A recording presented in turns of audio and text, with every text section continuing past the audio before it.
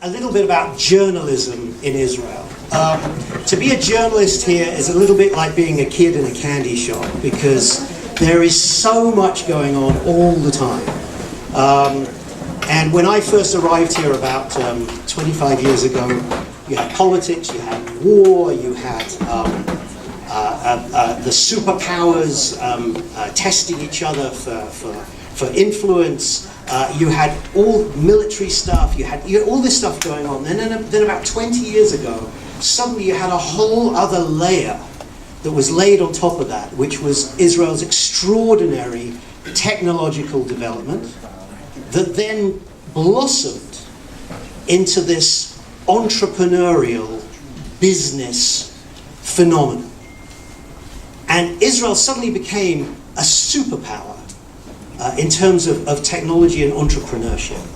And the atmosphere that you find walking down Rothschild Boulevard reminds me a lot of being in London in the 1970s, when you couldn't walk down the street without tripping over a punk rock band. And the kids that you would see playing guitar in the back room of the local pub one week would be on television and signing record deals and playing stadiums the next week. And here it's exactly the same, except this younger generation are not writing songs, they're writing code. They're not playing guitars, they're playing with computers. And the deals that they sign are not worth thousands of dollars, they're worth millions, if not billions of dollars. But the problem being a journalist covering those stories is that most of what they do is very, very boring.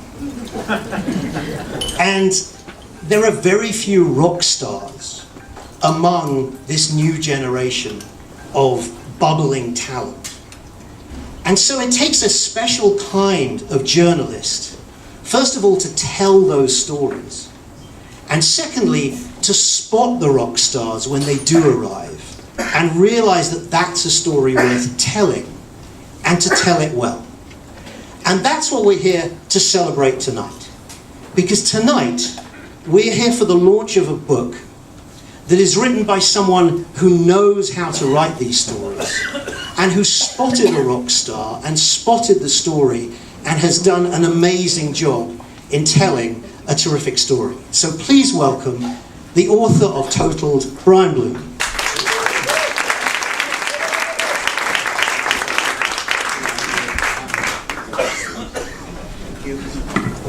I'm going to give this to you.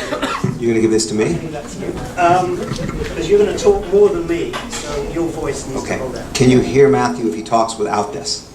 I will talk like this, and you will hear me. So, first of all, Brian,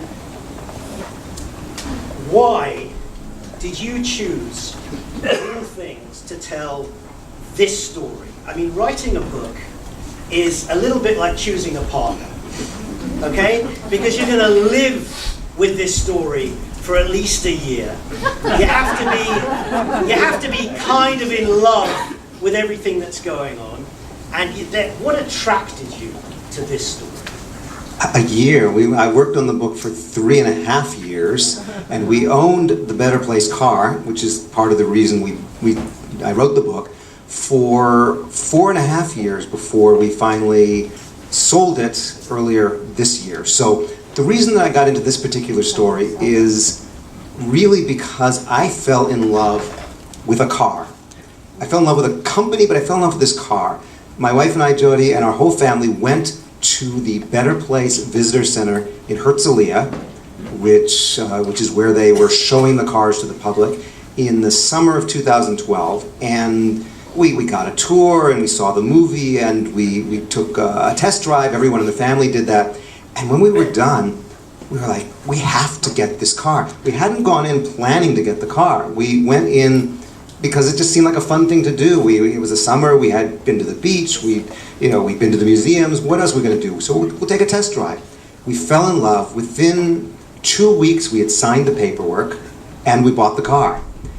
And this is very unlike me, because as a journalist, I do an incredible amount of research about everything.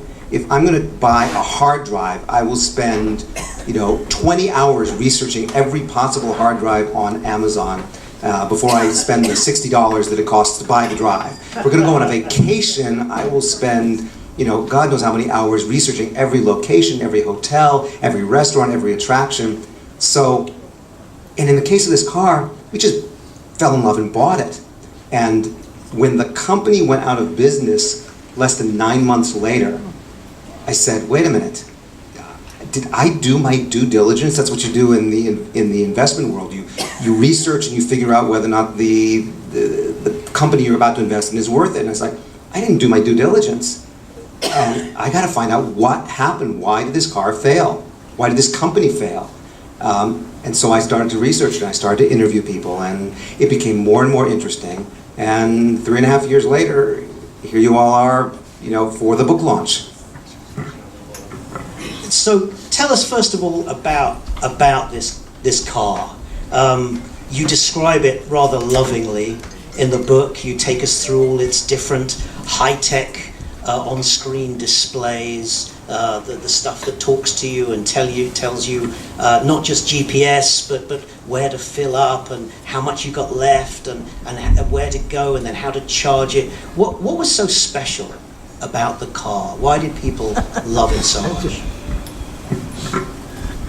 So, an entrepreneur named Shai Agassi, who had been working for SAP, an Israeli entrepreneur, got the idea in about 2005, 2006 in Davos, Switzerland, where he was a member of the Forum of Young Global Leaders, which is a division of the World Economic Forum, and he was part of this group of select young leaders who were given a task to make the world, to figure out what they could do to make the world a better place. Some people tackled healthcare, some people tackled other topics, but he decided to tackle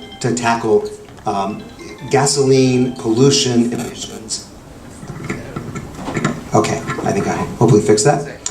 And so he and a partner came up with the idea for what would be Better Place. And the idea was, how can we turn the world from gasoline, which pollutes, which has connections with countries which are not necessarily friendly to the West, how can we turn them to electric cars using the technology that existed at this point it was 2007. And at one point he said in a TED Talk, he said, there's no time for a science fair. There was no time to develop new battery technology. There was no time to develop anything more than what existed right then and there. How can we do it? The batteries won't last more than maximum 100, 120 kilometers. That's not going to work. People are not going to buy a car, not going to switch from gas for 120 miles before they have to plug in and charge. And where are you going to do that? And so he came up with the idea of creating electric cars with switchable batteries. So for those of you who don't know the car, you would charge at home, but if you ran out of juice before you got to the end of your battery at your 120 kilometers, you would pull into what looked kind of like a gasoline, kind of like a car wash, like a gas station car wash. You would go up on a ramp, you would turn the car into neutral, the car would be raised up a little bit on a platform, a robot would come in from the switching station, it would take out your spent battery, push it into the switching station, bring in a brand new recharged battery, put it back into the car, and in 5 minutes off you would go and you could drive another 120 kilometers. And that was a solution for driving and converting the world to electric cars in 2007. And in addition to that, there was all kinds of cool technology that told you, how many kilometers you had, where the nearest switching station is, where the nearest charge plug was. There was all kinds of wonderful things that allowed you to drive anywhere in Israel. You could go from the Golan Heights to Eilat entirely on switching batteries. And Shai Agassi did that once in August of 2012. He tweeted all the way from the Golan to Eilat. We did it once. We went actually Jody did it, went to the Hula Valley. I think it took her 3 or 4 switches to get there, each switch taking 5 minutes. You have to pull in. But she was happy to do that because she was helping make the world a better place. That's what the car did. Okay, so that was the car. And who is Shai Agassi? Who was he? Where did he come from? What kind of person is he? And in what way did the company that he founded reflect him and his personality? As I said, Shai Agassi was an entrepreneur who had most previously worked at SAP. Before that, SAP is one of the largest enterprise software companies in the world. They're based in Germany. They had offices in Palo Alto, and he worked in their office in Palo Alto. Before that, he had programmed computers. He built other companies. He sold one of them to SAP. Before that, he raised more money, sold that one. So he was a very successful, very well-connected entrepreneur. He was brilliant. The best way to describe him, and I shouldn't say in the past tense because he's still alive and kicking, but the best way to describe him in his Better Place days was like the Israeli version of Steve Jobs. He could talk anyone into believing whatever he wanted you to believe. Just like Steve Jobs had what everyone was called a kind of a reality distortion field where he would believe something and no one else would believe it, and then he would eventually convince you that it was true, and then he would eventually get the product built. And that's why you have the Macintosh and the iPhone and the iPad and everything else. And Shai was like that. He could make things happen that didn't exist before. And to its credit, and I know Better Place doesn't exist today, and we'll get to that, that's why you're here, that's why the book is called The $1 Billion Crash of the Car That Took on Big Auto, Big Oil in the World. But when he built it, he built something that did not exist before, a car that could switch batteries, that could go anywhere, and it was an amazing accomplishment, and he was a true visionary. So that's the car, that's the man. What was the company? What was Better Place? And why was there so much hype about it? After all they did was they sold you an electric car. Big deal. So they're like any other car distributor. What's the big deal about Better Place and the company?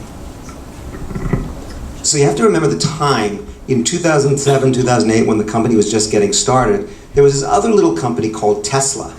And Tesla was smaller than Better Place, had raised less money, in fact had run out of money so dramatically that Elon Musk, its founder and CEO, had pumped in much of the money he'd earned from PayPal, which was where he earned his fortune, into Tesla. Eventually the company had to be bailed out from the United States. They raised, got a big bailout from the US government, which they paid back. But at that point, this other company, Better Place, was on its way to raising almost $1 billion. They raised $850 million in total. And they were on the cover of every magazine. Shai Agassi was named to Time Magazine's most influential people of the year in, I think it was 2009. He gave a TED Talk that was viewed by 1 million people. The company was just on fire, and there was nothing else like it. No one else was even close at that point. Now, of course, things have switched, and now Tesla's on top of the world, and Better Place is not. But at that point, it was the darling of the high-tech world and the electric vehicle world. But what was Better Place? Was it just a car distribution company? Did they just bring cars in and sell them to you, or did they do something else as well? So Better Place did not make cars. And a lot of people sometimes think that there's a car called the Better Place car, but they didn't. Better Place was an electric infrastructure company. Their idea was to provide the infrastructure for any electric car that had a switchable battery. So they were operational in Israel, they were operational in Denmark, in the Netherlands, they had outlets in China, Japan, Hawaii, Austria, Canada. They were all over the world. But they didn't make their own cars, so they contracted with Renault, the French car maker, to sort of retrofit a car that was already in the pipeline called the Fluence. It's a 5-seat sedan, not a particularly sexy car. It certainly was not a $100,000 Tesla, but it was on its way, and it was fairly easy to retrofit it. You took the gasoline tank out of the back, you put a big battery in, you took the gas engine out, you put in an electric engine, and you had a car that now could run on electricity and could have a switchable battery. And Better Place wanted to have cars from many manufacturers, eventually from General Motors and BMW and Volkswagen, from all over the world. ultimately, before they went out of business, they only had Renault, that which turned out to be a problem. But the company was an infrastructure provider, and since they didn't sell cars, what did they sell? How did they make money?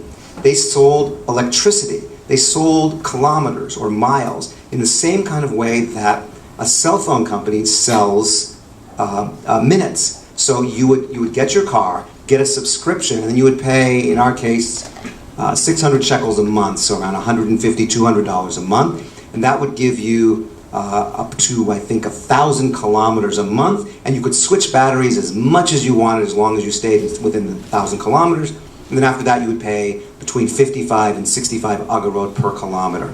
And in that way, Better Place was going to make money like Orange and Partner and Pelephone made money, not on selling the cars. One of the things that comes across in the book are these some extraordinary characters that were involved with this company. Apart from Shai Agassi, one of them was Idan Offer. There's a wonderful moment in the book where Idan Offer, who's the head of the Israel Corporation, he wants to read a Harvard thesis about management. And if you and I were reading a Harvard thesis about management, we might, I don't know, sit in an armchair, take it to bed, I don't know, take it to the beach. He gets on his yacht, his $10 million yacht in Monte Carlo, and by the time he gets off in Greece, he's read the thesis from Harvard, which is, that's not something you can say about many people, that they chose to read the thesis on their $10 million yacht. And you spent quite a lot of time with Idan Offer from reading the book. Tell us about some of the characters involved that were part of this story and that you came to interview. Idan Offer was probably the most interesting character that I interviewed because I've never met or interviewed somebody whose net worth is $4.5 billion. And we met in his penthouse at 1 Rothschild, which is at the end of Rothschild Boulevard in Tel Aviv, one of these overlooking the Mediterranean. He has his own private butler. While we were there while I was interviewing him, the doorbell rings, and in walks, and this is a few years ago, in walks Ehud Olmert.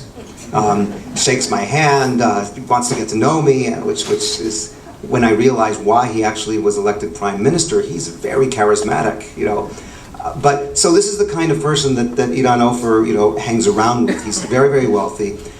He's very, very savvy.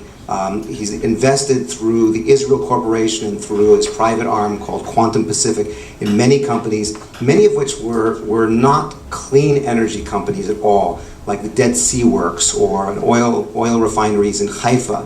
So when Shai Agassi came to him in 2007 with really just the idea on a piece of paper for what Better Place would be, Idan listened carefully. They had a good rapport.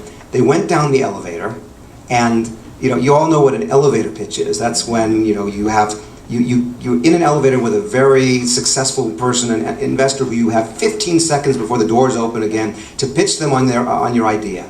So they're literally going down the elevator. He already had gotten to know him, and at the end of the ride, Idan Offer pulls Shai Agassi aside, puts his hand on his shoulder, and says, "I'm in for $100 million."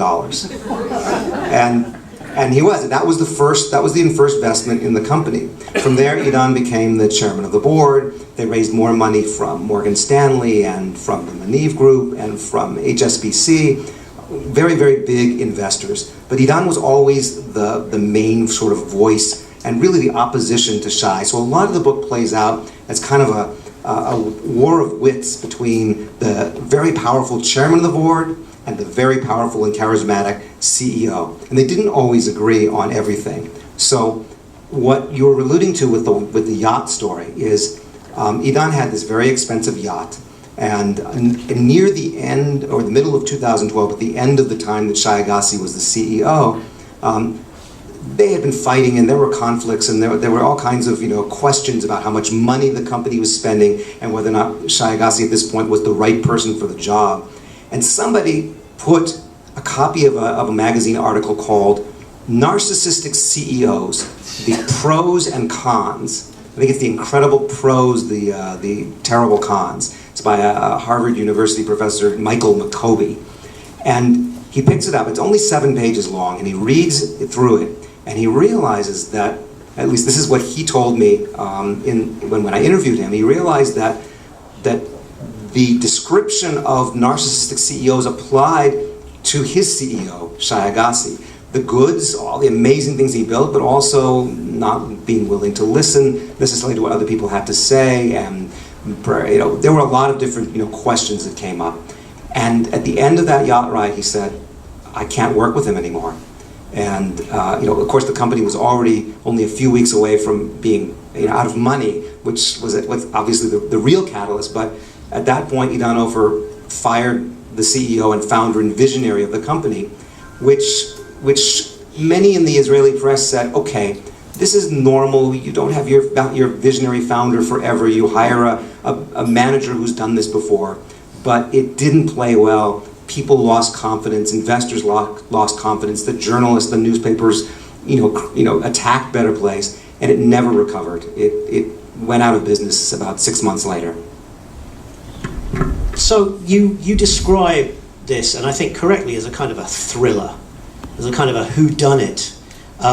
And we open the book. The body is already cold. We know who's dead here. So the question is, who done it? So tell us, who done it? What went wrong with Better Place, and who was responsible? That is a question that everybody has been asking. It may in fact be the reason why you're even in this room today, because you want to know who done it, who killed, or what killed Better Place. And the answer is everyone and no one. So let me explain what that means. People said, was it the CEO? Was it the chairman of the board? Was it the Israeli government that didn't support the company enough? Although that can be debated. Was it Renault that priced the car too high and didn't support the battery switching infrastructure that Better Place wanted? There are many different questions. Was the car too expensive? Did the company raise too much money? Did the company not raise enough money? Many, many questions. And the answer is that everyone is right. Every one of those things led to the company's demise. And no one person was responsible. The CEO will tell you that the chairman of the board was the one who didn't believe in him, and the chairman will say the CEO didn't spend the money correctly. But what really happened is what I found in the course of writing the book is that it was a case of changing business assumptions. So in business, you start usually by writing a business plan, a business and marketing plan, and you have to write down what you assume things will be, how much the car will cost, how much it will cost for service, how much money you'll spend a month on staff and offices. And that's normal. You do that. But when things change, you adjust the business plan. So in Better Place's case, everything started to change. At one point, the car was promised at a low price, $10,000, but the car came in at $35,000, and customers didn't like that. At one point, it was assumed that the car could get 180 kilometers between charges, but the car got 120, maybe 140 on a good day if you're not using the air conditioning or the heat or the windshield wipers or not going up too many hills.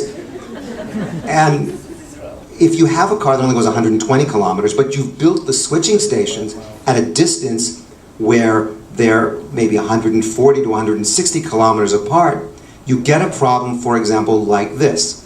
We wanted to drive to Eilat from our house here in Jerusalem. The distance between the switching station at the Dead Sea, at the top of the Dead Sea, and the southern end of the Dead Sea was 160 kilometers. We couldn't get more than 140 kilometers. We couldn't drive that way. Now, I said this once to the director of customer service at Better Place. I said, "What are you going to do about this?" And he said, "It's not such a big problem. You'll go by way of Beersheba."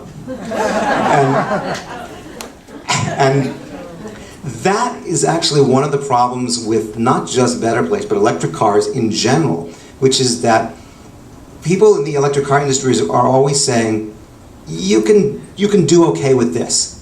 Okay, so you have to stop your car every 100 kilometers, 200 kilometers, in Tesla's case, every 400 kilometers, and charge it for 30 to 45 minutes. It's okay. you can deal with that. But that is not what consumers want. Consumers, when they're trading for a new technology, electric cars, they want it to be as good or better than the car that they had, the gasoline-powered car. They want to be able to charge it, in 5 minutes, anywhere, and be able to go 300-400 miles or kilometers, on a single charge, like they can with a tank of gas. So this put people off the car as well. And then there were other issues that changed. They thought that the switching stations would cost $500,000 to build. They cost $3 million a piece to build. They thought it would cost $100, $150 to install a charge spot in your home. But they didn't account for the fact that they would have to send, not one person, but two, and they might have to come back a second time, and there might be legal work that you have to deal with the House Committee. It wound up costing 10 times that, $1,000 per installation. And when you add all these things together, all these changes, Better Place was faced with a situation where they were actually losing money on every car they sold. And what does that mean? It means that it doesn't matter if you have more money or more time. Every car you sell, you lose more money. So at this point, the company needed to decide what to do. Either stay the course, double down on the dogma of switchable batteries and it'll work out and we'll raise more money and technology will get better, etc., or pivot. And that's a very common thing that happens in business. You say, you know what? The business plan that we started with in 2008, it doesn't work anymore, we're going to change. I think, after having spoken to a lot of people, that Better Place could have survived if it had pivoted, if it had changed, and I can talk about what that would have meant, but that's not what it did. It stayed with the business model from 2008, despite the changes in the business assumptions, and it just ran out of money. And that is the less glamorous, but still interesting in the book story. And I mean, it wasn't a billion, 850 million, that's a lot of money. That's a lot of money, and they spent all that in what, 4 years? I mean, how? How on earth do you spend, more than $200 million a year? Where did the money go? Well, the part that's even more sort of shocking is in January 2012, the company had raised a Series 3 or Series C round of $200 million. And that should have lasted a long time, but at that point they were spending about $1 million a day. Okay, that's the burn rate. They were spending it on offices. They were spending it on buying the car because they had to buy the car from Renault and resell it. They had to buy the battery. Each battery cost $15,000. Now, the car was sold for $35,000 to customers, of which Better Place, at the end of the day, earned about $3,000, which wasn't enough really to cover the expenses. But the $15,000 battery, Better Place had to buy themselves because you, the consumer, actually bought a car with an empty slot where the battery was. You didn't own the battery. So Better Place owned the battery. They had to buy the battery. Now, $15,000 times a lot of cars that you're buying in advance that you don't know if you're going to sell, that's an expense right there. Then there's all those switch stations, $3 million times 40 switch stations that they built around the country, all the charge spots that had to be put in, all of the business development expenses, all those offices and flying to different countries and talking to different people.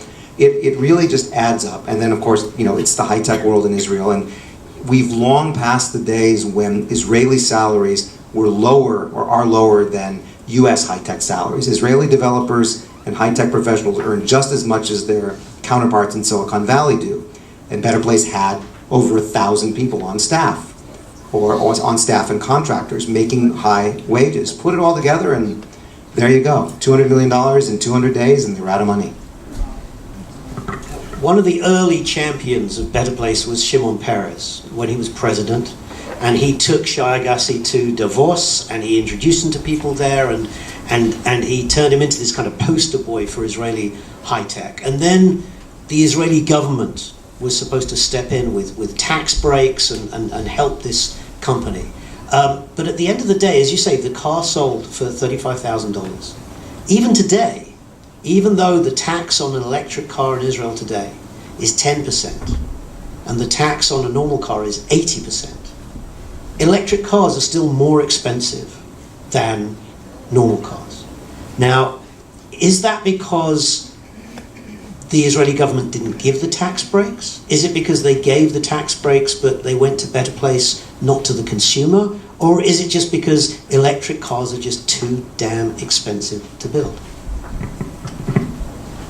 So the problem here was a combination of what the price that Renault, the manufacturer, charged to Better Place and what the market could bear, or what the market expectation was from Renault. So let me explain. The Better Place expected that Renault would sell them the car, the wholesale price, I guess, for the car from Renault to Better Place for somewhere in the range of 70,000 shekels. And Renault looked at the situation and said, okay, how are we going to price the car? And the way that car manufacturers price cars is they look at what their investment is, how many cars they're expected to sell, what the general prices are in the market, and then they come up with a number. And Renault said, okay, we've invested X amount. Better Place has made a commitment to buy 100,000 cars, which they didn't ever get to. They sold about 900 cars in total, but that was the commitment that they made at the beginning. And Renault calculated a price that was much more than 70,000. It was, as I said, when you add in the VAT that the Israeli government adds to the price, you really came to somewhere in the range of about 120,000 shekels. So Better Place didn't actually have a choice about what they were going to sell the car for. They were already losing money just because of the subscriptions and the costs of running the company. So they were kind of stuck with this high price that came from Renault. Now, why did Renault charge that much? It was partly because they looked at the market and said, this is how many we're going to sell, and this is what we spent. But it was also that they had this other car, the Renault Fluence. Okay, Better Place sold the Renault Fluence ZE for 0 emissions, but Renault also sold the Renault Fluence, which was a gasoline-powered car, and they looked nearly identical. They're almost the same, except for a little bit of a change in the lighting, and there was a power outlet in the front of the Better Place car, and there was a gasoline, place, for the nozzle in the back of the gasoline-powered car. And Renault, I think, perhaps rightly, wrongly, said, we don't want to cannibalize the sales of our gasoline-powered car that we're introducing at virtually the same time. If we price the Better Place car at 30% less, no one will buy our gasoline-powered car. And the Renault distributor in Israel didn't want that. So they took that into account as well. And put it all together, it didn't matter that Better Place had a massive tax break that the Israeli government had given them. It just wasn't enough. The price from Renault was too high. So we're going to take some questions in a minute. So if you want to think about what you might want to ask Brian. But stepping back from this disaster, it was a disaster, right? What lessons can we actually take from this, or is it just a tragedy and we should just forget it and move on? There was an article that was written in Forbes that called Better Place a Greek tragedy, and it didn't go over well with the former management of Better Place calling it a Greek tragedy. But in the world of high tech, the first ones out are usually not the ones who succeed long term. Apple came out with the iPhone first, but then Android came out. Now Apple's coming back, with something to compete with Android. Now there's other ones from China. So the first one out the gate will not necessarily be the one that sells the most or be the most successful. But you need those steps along the way. You can't get to the better place, so to speak, the nice outcome, without some failures along the way. And in fact, the high-tech world is built around the expectation that companies will fail. Venture capitalists go into the business knowing that 80-90% of the companies they invest in will fail, but the remaining 10% will have some large exit, whether it's an IPO, they go public on the stock market, or they're bought that will keep the venture capitalists and all the other companies going. So, in fact, the investors in Better Place are not, they're not in a bad place right now. In fact, one of the first investors just raised $40 million for a new fund focused on autonomous driving. So he's doing okay. He didn't, love the fact that he lost many millions of dollars, but that's the way it is in the high-tech world. So one lesson that I think it's very important to learn is not to read into the Better Place story as any kind of a negative or a failure of the startup nation or of high-tech in general. Yes, it was big, and that's why we're sitting here, and that's why it seems like such a horrible tragedy, because it was a nearly $1 billion or $850 million of money that was lost, and today, there's nothing much to show for it. But that happens all the time, and it's a lesson to internalize that we should keep in mind. The second thing, is that I alluded to it before, which is that we have to keep in mind what the customer wants. Better Place was kind of what I would describe as a countrywide beta test, or a countrywide case study of what electric car consumers will accept from their cars. So, we know now that consumers don't want switchable batteries. They don't want them. They didn't go for them, and nobody else is doing them. Everybody else is doing, fast charge, even though it's, it's not, as quick as a 5-minute, switching battery. But we learned that as well, and that was important to learn as well. We also learned, or at least this is the conclusion that I came to, which is that electric cars, including Tesla and the new models from General Motors and BMW and everyone else, will not really take off until the battery technology improves, so that you can drive either 1,000 kilometers or 1,000 miles on a charge, or you can charge up that 1,000-kilometer battery in 5 minutes. The Tesla, as I said several times, can take 30 to 40 minutes, and it certainly only goes 300 to 400 miles on a good day. We need better technology. It's coming. The good news is there are companies around the world, including one in Israel, which is called StoreDot, just raised $60 million from Daimler to work on its battery charging technology that can charge up a full electric car battery in 5 minutes. When we get that, and if all of the electric car companies can agree to standardize on these kind of batteries, which is a big question, then you're going to see the electric car future really happening. And that's something we also learned from the Better Place experience. Is that ethical? Is that ethical? Usually, if you've got a high-tech widget on beta testing, it's some app on your phone, right? And it either gets you an elephant, or it doesn't get you an elephant, or it switches on your Hanukkah lights, or it doesn't switch on your Hanukkah lights. And if it fails, right, it doesn't matter. But buying a car for most people is the second biggest, well, probably the third biggest, right? You've got buying a house, you've got, getting married, and then you've got a car, right? And so it's like the third biggest expense. No, there's children as well. Anyway, whatever. So it's big. It's a big expense. And I would feel cheated. I would feel defrauded if I was asked to buy a house that then fell down, and then the house builder or designer or whatever came along and said, well, I was just trying it out. Okay? Is it ethical to beta test on such a huge scale with such huge amounts of money involved? And as you say, the investors, well, they walk on to their next investment. But I'm sure there are people out there who spent all this money on a car who probably can't afford to buy another one. We felt that way about the car as owners of a Better Place car when the company, went out of business and we couldn't drive the car to Eilat or the Golan Heights or the Hula Valley again. Yeah, we felt pretty frustrated, which is why about 250 of us sued Renault. We couldn't sue Better Place because Better Place didn't exist.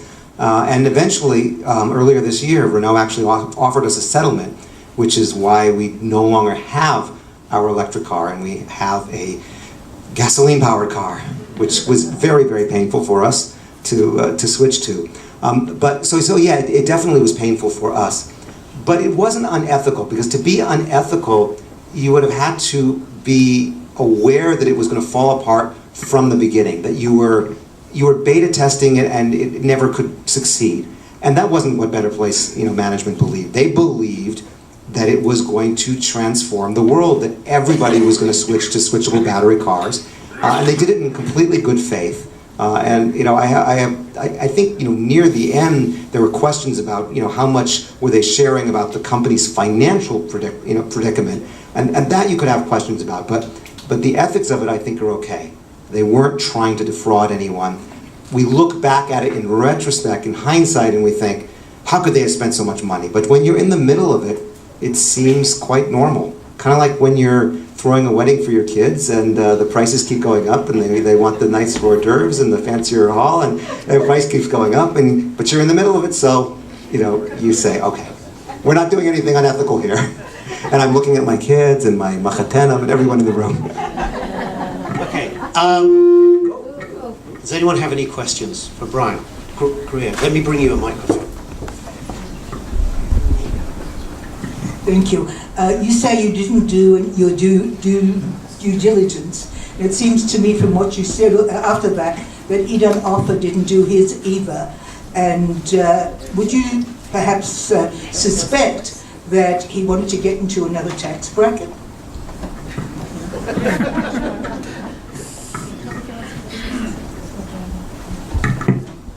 I haven't heard that one before. There was a movie made, a television documentary made a number of years ago called The Shakshuka Effect, and it was a damning documentary against Idan Ofer and the Ofer brothers and his holdings, and so it was not flattering, and so there are a lot of people who don't love him as a character. That said, I never heard that he was trying to get into a higher tax bracket or do anything fishy. I think a lower tax bracket, right? I think what he was really trying to do was get past some of the negative press that he had, partly from the movie, partly from his holdings in oil and the Dead Sea Works, which gave him a really bad name. And by getting into clean energy, electric cars, it looked really good. It was good PR. And by the way, he wasn't the only one to do it. In Denmark, one of the investors who helped Better Place establish its network of switching stations and car sales in Denmark was a company with the unfortunate in English name of DONG, stands for Danish Oil and Energy and Gas. And they were also accused of being in all kinds of dirty energy, and they wanted to what something called greenwash their name. In fact, they wound up losing staff, and having people fired because they were accused of greenwashing through something else entirely. But Better Place contributed to that. So, if anything, I think that his motivation for not doing his due diligence was he was just so excited about the possibility of improving his reputation. You alluded to that it might have been a pivotal change that might have saved the company, so could you elucidate on that? Gary asked, what would be the pivotal change that I thought might have saved the company? Well, it wouldn't have made things good for us, actually, but I think when the company realized that it was not making money on cars in Israel with its infrastructure and its the pricing structure, it probably should have pulled out of Israel entirely and moved to China. Now, why China? Because they had an operation in China. It was just a visitor station and a demo center with a switchable battery car, but there was none of the sort of baggage, the financial baggage, the reputation baggage at that point that was going on in Israel. The Chinese have set goals that Israel has still not set, really, to switch their entire fleet to electric cars, within the next 20 to 30 years. They have a huge pollution problem. Anybody who's been to Beijing knows you can't go out without a gas mask or one of those white masks on because it's just so polluted. And I think that it would have been radical. It would have left us with a car that we couldn't charge. It would have been embarrassing because you would have had these 40 stations all around the country that would have been the way they are today. But the company could have potentially continued. It could have raised more money, and it would have not ended as this sad Greek tragedy, but as the plucky company that pivoted to China.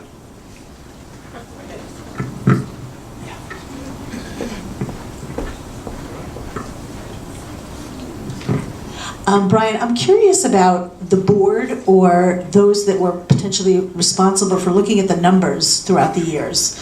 Maybe in the beginning they weren't as attentive, but as the burn rate was really increasing, nobody was aware what was going on. Nobody was checking. There was no like board meetings where they would review financials.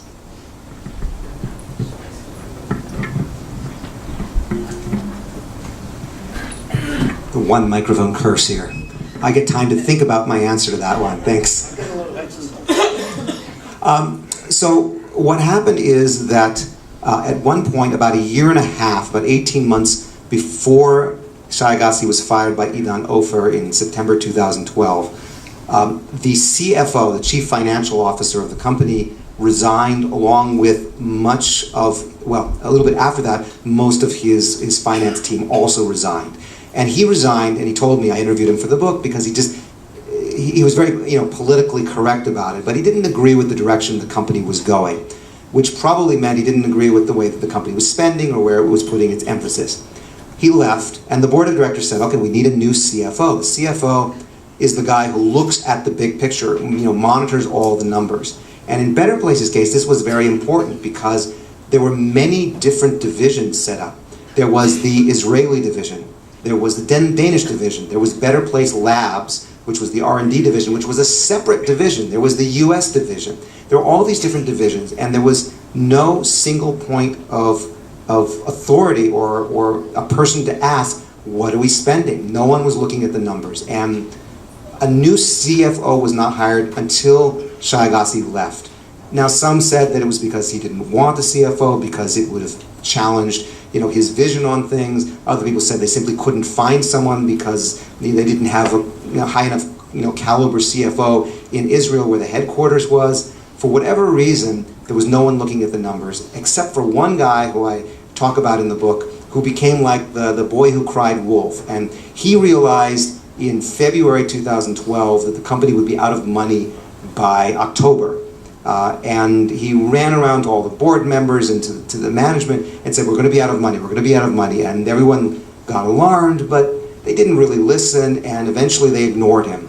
And they ran out of money. In October 2012, Idan Ofer put $100 million extra into the company to keep it going because it was out of money. Now, the truth is, I haven't looked at the financials. I don't know that it was out of money completely, on October 31st, 2012. I do know that there's no reason why you would put $100 million into a company that had just lost its CEO, that wasn't selling cars and had lost the trust of the public and the media, unless you didn't have any more money. We'll take a couple more questions. I don't know, like a comment and a question. It sounds like the business was run by very arrogant people who didn't do any diligence. It sounds like everything that they estimated was underestimated. And you say they planned for 100,000 cars to be sold, and they sold 800. I mean, even in high tech, that's rather bizarre. But the real question I have is, there's a lot of articles written about the whole idea of electric. And there's a lot of people who feel that unless government is going to force people to buy electric, that electric really is not the solution to the future. There's a lot of concern about how you produce electricity, all the oil, all the gas, all the pollution that goes into the production of electricity. There's a lot of concern about what's going to happen to all these batteries when they go out. And there's a lot of hype about electric that seems to get swept under the carpet by people who are electric proponents. And the question is whether the old model of the gas engine can be made better.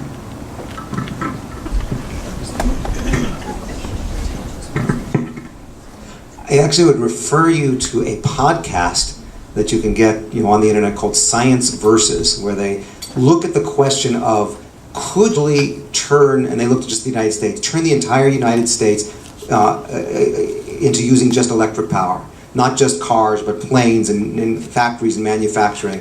And their answer is Yes and no. The thing about electric, for electric cars or in general, is that it is not dependent on gas and coal and fossil fuels. There are other alternatives. There is the sun, there's hydropower, there's wind power.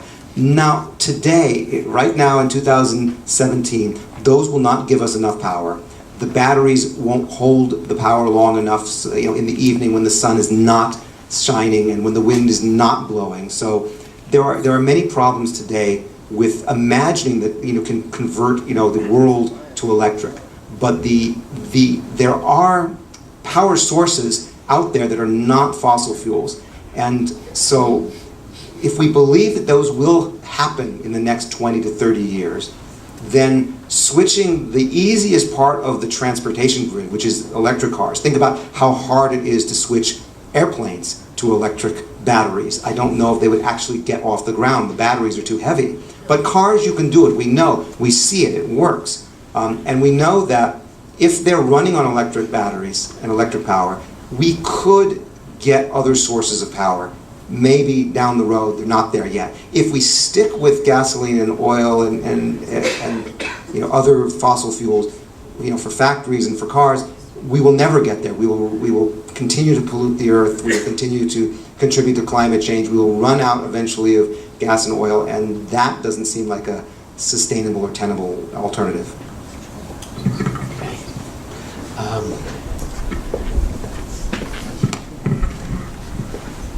What happened to the cars and the charging stations? Where are they now?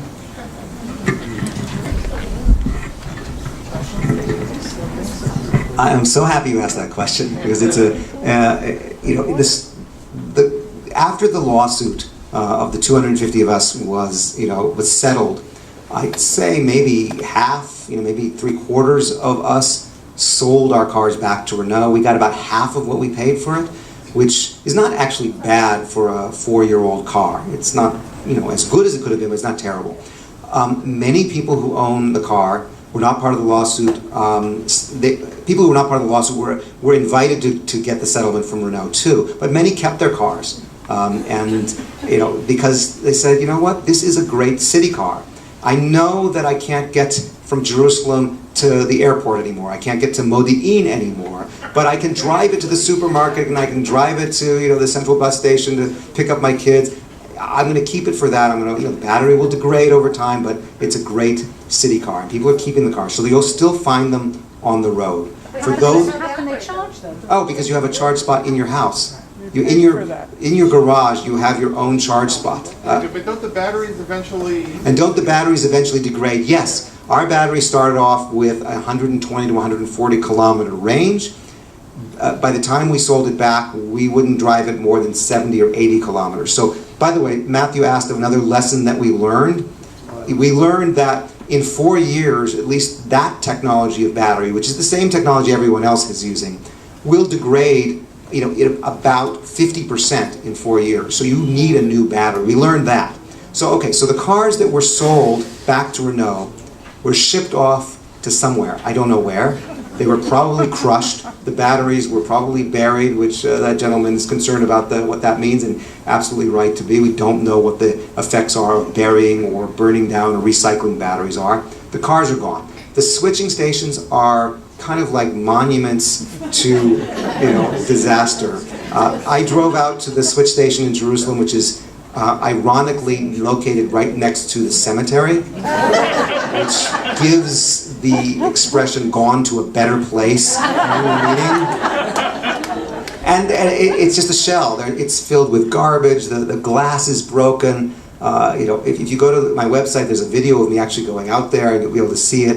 In Beit Shemesh, this is perhaps the most ironic and sad but telling story of all. The switch station has been converted. It's not destroyed, but it's selling something other than cars. You know what it's selling? Tombstones. And you can see that in the Jerusalem Post. There's an actual picture of a tombstone sales lot with the Better Place sign right there. They didn't even take it down.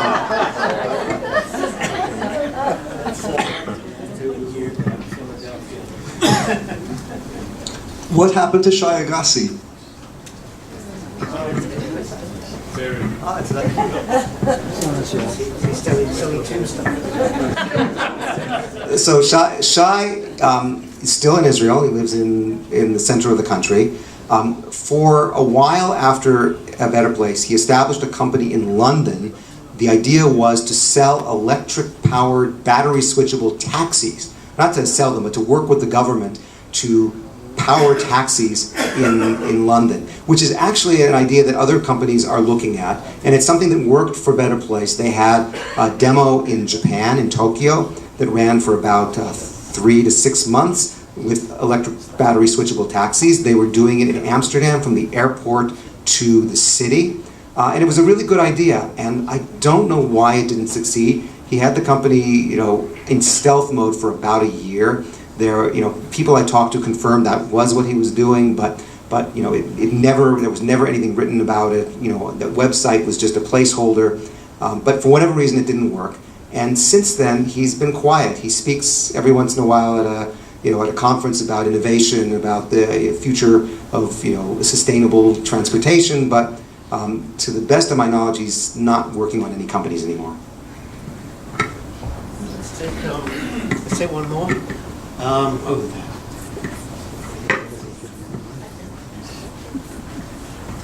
Hey, Brian. Yeah, I understand after this you're taking this back to the States. So maybe you can give us a lowdown, as long as you're here in Israel. Why was Israel the right place to do this, or what are all the things that went wrong at Better Place because they were in Israel that might have worked different in Hawaii or Amsterdam or somewhere else?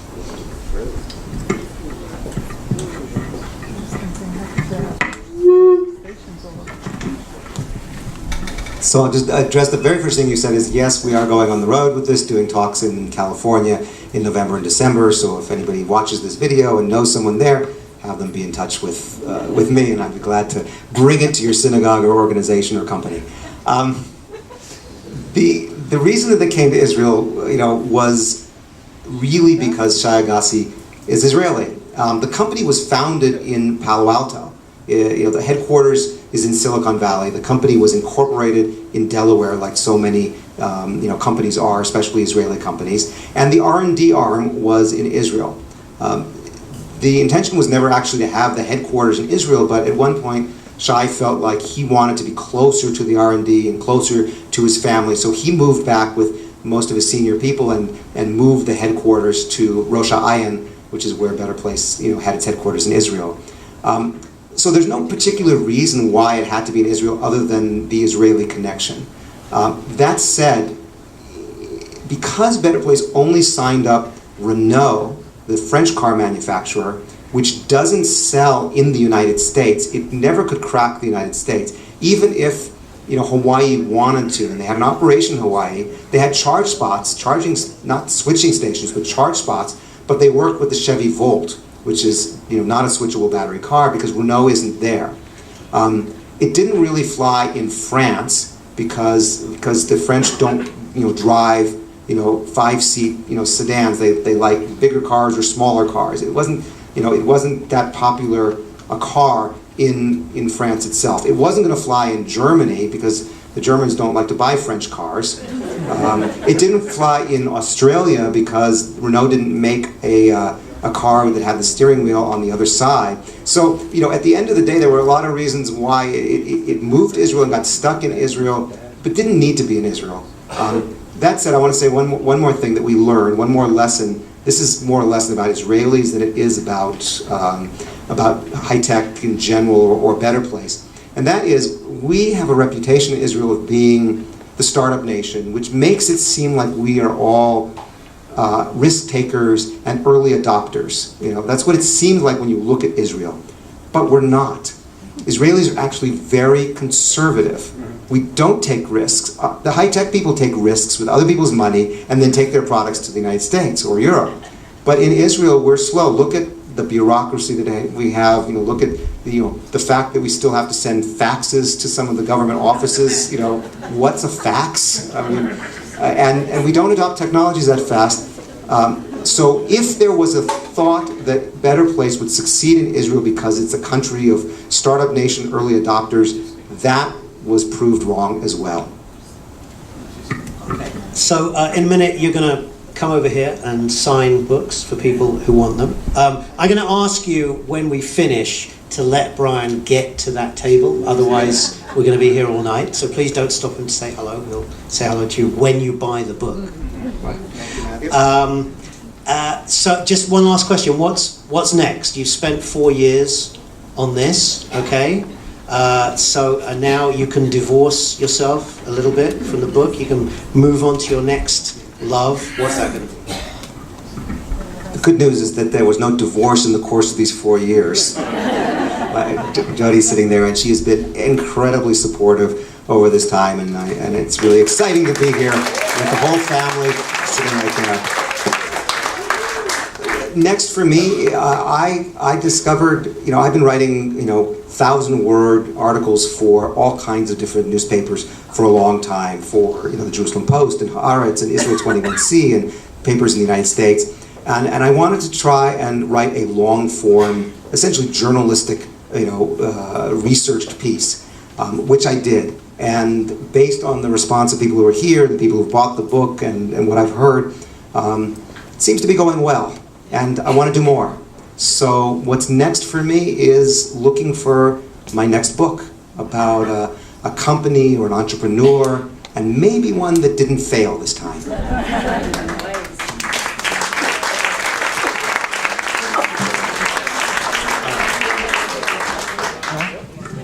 Matthew told me to keep the thank yous very, very short. So thank you, Matthew, for interviewing me. Thank you to the sponsors this evening, the Times of Israel, the ACI, Pico Jerusalem, and all the people who shared this on Facebook. Thank you to one of my editors who is here. Abby Leichman is here, and I've met her once before in my life. It's a delight to see you again. The people who are trying to bring the book into Chinese to sell it in China. Michael Kagan is here. He's over here. Thank you for being here and for pushing that forward. And I want to tell you just one last thing, and in case you didn't know, in addition to a book, there is a podcast version of the Better Place story that picks up from the end, from the bankruptcy, and talks about how people like us and others fell in love with the car. It was produced with Israel Story, which is a fantastic podcast. Mishi Harman is here in the audience, and it was a pleasure to work with him. It was like writing another book. So thank you to Mishi for believing me and bringing me back to the world of radio. And I already said thank you to Jody and my kids, so I am done. I'm going to be over there. I'll be glad to sign any books. Thank you all so much for coming.